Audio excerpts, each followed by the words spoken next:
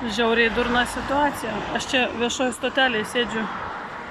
Išdūžo langelis, pabėgo katinėlis, kurį savinasi kaimynė.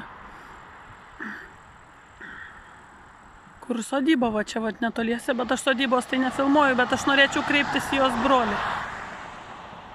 Jinai man pradėjo grasinti, kad jis turi šautuvą ir sušaudys. Jisai turi savo katiną, jam svetimų nereikia. Jisai praeitą kartą man pasakė, kad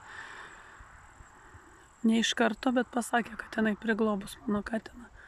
Tiksliau, čia yra mano vyro, registruota vyro vardu. Pradėjo pasakoti istorijas, kad po mašiną palindo, kai taip šneka tokias nesąmonės, baisu, kad ir neužmuštų ir jie prisidengia tada teisės aktais, kvies policiją ir panašias nesąmonės. Dabar policiją kviesti dėl to, kad jinai po kokį bliūdų tą mano katiną laiko.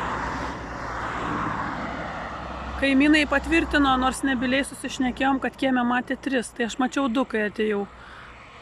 Tamsų, ryžą ne mūsų ir ryžą mūsų nemačiau ir neapėjau apžiūrėti. Sakė, kad 3 katinai. Kaimynas nebilis, o su nebiliu geriau susišnekėti negu su biliu. Kaimynas matė irgi mūsų katę.